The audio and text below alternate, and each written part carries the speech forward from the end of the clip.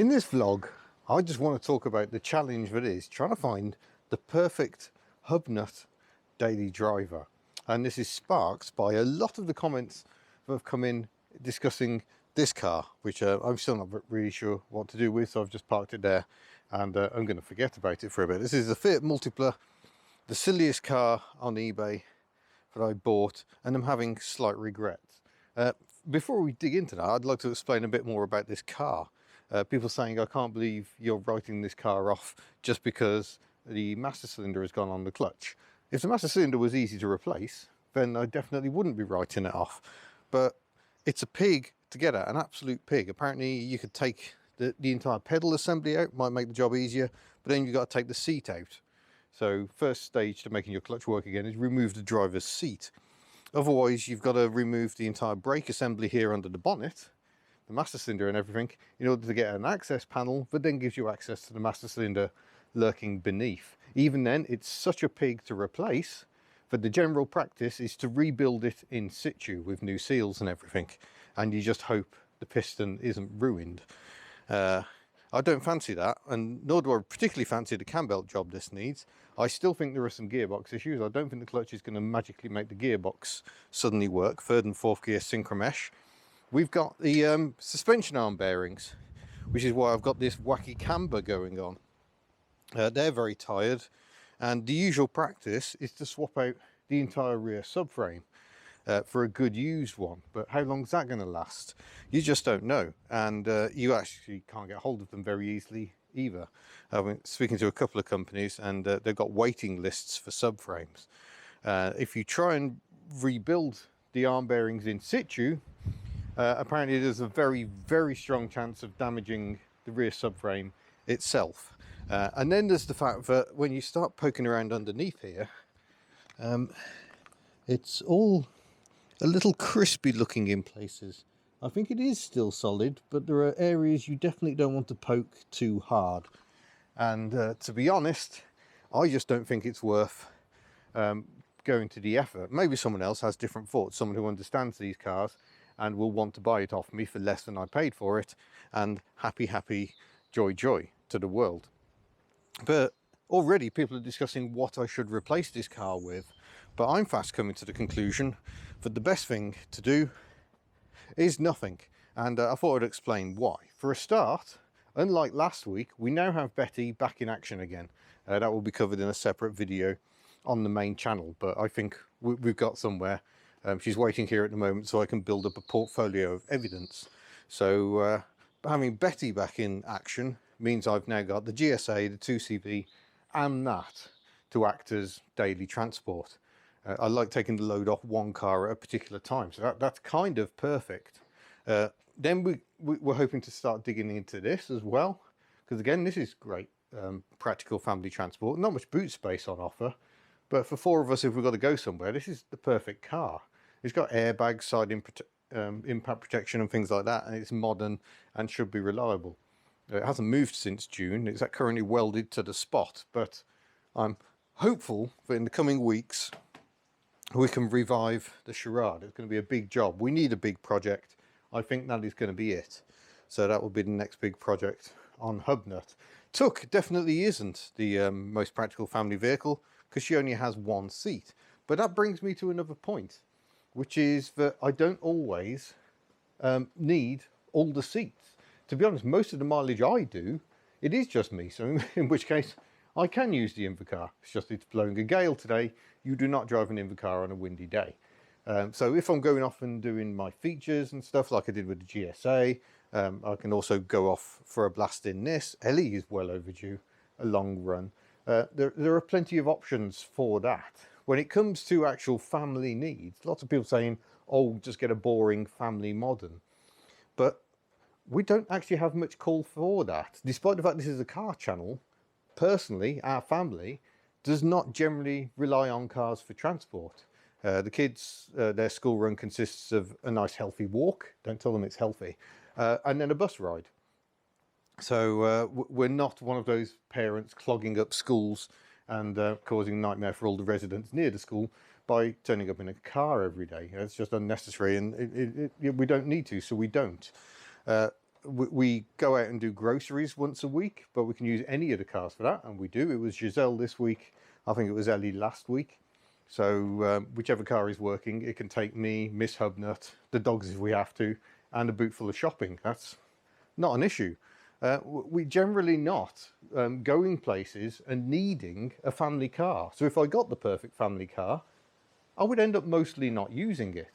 And that's one of the things that also stops me investing in an electric car. I love the idea of electric, but it would just be one of many cars that would actually spend most of its time sitting around. I can't justify spending a huge amount of money on a car I'm actually not going to use because there are other options that are more attractive.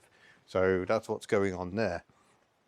But yeah, I mean, going into winter, it's not great. Betty's had the crown rust proofing, so I'm hoping she's going to be reasonably winterproof.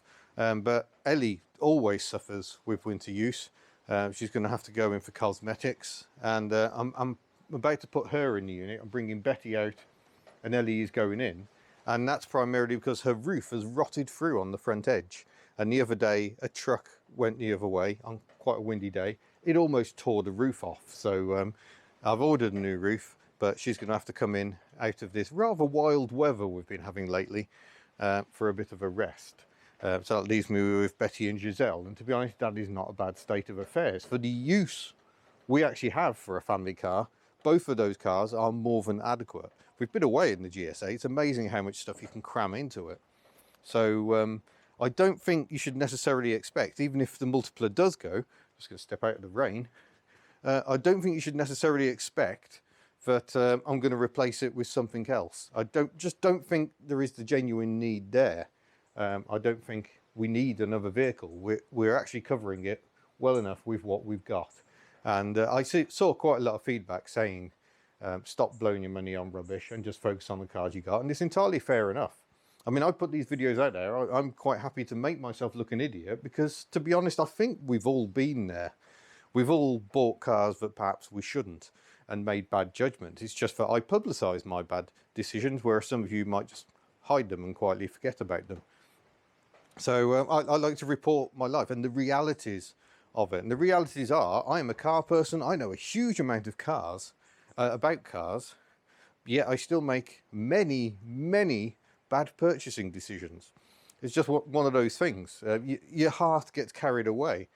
And as bad as the multipler has ended up being, I mean, fair play to it. It was the perfect vehicle for the HubNut Social down in Devon. Betty was out of action because the transmission was leaking so much fluid, and we discovered the front brakes seemed to be binding worse than I'd realised. So hopefully that's all sorted out now. And we could have gone in Giselle, and perhaps we should have just gone in Giselle. Ellie not big enough for 4 people, 2 dogs, and all the stock and everything. So the Fiat was perfect, and it acted like a real landmark at the show. Because we were at a show, it wasn't a HubNut show, it was a general car meet that we were at, and I think the multipler was probably helpful in gaining us some attention we otherwise wouldn't have got from people we wouldn't ordinarily see. So yeah, in a way I think the multipler was a good idea. I know some people think I bought it just to chase views. I don't chase views. I buy cars because I want to buy cars. And view chasing isn't part of it. I mean, sure, when I bought this Invacar, I thought this will be good for the channel, but that was not my main motivation. I had no idea it would be as good as it was for the channel. But I bought this because I really, really want to own this. And yeah, I still love it. She desperately needs a wash and removing all the boxes, because she will be at the NEC in Birmingham in just a few weeks. And along with Giselle. Giselle is at home today covered in tree debris because we had a storm last night. And I just thought I'd talk generally about what is the perfect daily in theory. Because as I'm discovering, cars from the late 90s into the early 2000s, even Betty here, I'm not all that familiar with how they work. I grew up on 2CVs, so simple air-cooled vehicles, like Tuk, I can work on. I know what to do. I am a bit out of my depth with some of the more modern things that need code readers and nonsense like that. I'm used to screwdrivers and hammers. That's my approach. So in theory, a 70s or 80s car would be perfect, and Giselle kind of ticks all the boxes. It's just I know that continuous use all year round is going to do that car in. Once salt starts getting on that car, it's going to be destroyed. So that is the dilemma, that even if a car is really, really good in so many ways, you know, rust proofing is just, it's a problem. And I do need to get the GSA crown rust proofed, I think, but that has to happen after some welding repairs it already needs to the floor. So we're sending that off next month for that. After the NEC, Giselle will be off for welding, and then I will get her crown rust proofed, and in theory she'll then be the perfect daily driver. But you know, it's just little things. Cars from the 90s and the noughties just tend to be better thought out in terms of simple things like door mirrors. The door mirrors on Giselle always get knocked and out of position, and they've got a tiny little bit of glass. The viewing angle is terrible, and they don't fold in readily like that either. So it's not so relaxing to drive on a motorway because your blind spots are bigger, and generally the mirrors you suddenly discover aren't pointing where you need them to. Windscreen wipers are another one. The windscreen wipers on this car are utterly fantastic. Great pattern, good overlap, good coverage of the screen. The GSA has left-hand drive wipers. I've got an enormous corner of disappointment here, and they just don't work that well. I think it might be time for new blades again. But even so, you know, wiper technology has moved on a bit. So, and, you know, heating, ventilation, having a car with air conditioning is so useful this time of year because it dries the air out, so you get less steaming up. So there's lots of factors that mean the perfect car doesn't really exist. This is perfect in so many ways, but it's tiny, so we can't actually cram all that much in it. This is perfect in so many ways, but she drinks fuel like you wouldn't believe, and actually, because she's a saloon, the boot space isn't quite as generous as it might be, especially as it's got this tapering tail. I think the BAs, which had a squarer back end, the BA Falcons, offered a bit more boot space. And then, of course, you got the wagons, which have loads of space, but are even bigger. Another downside of this car, we've had to clear the place out to have room to work on Betty.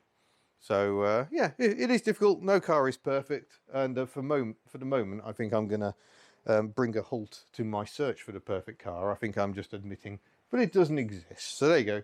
That's just a bit of a vlog about what's going on with that sort of thing. I shall see you in another one. Farewell.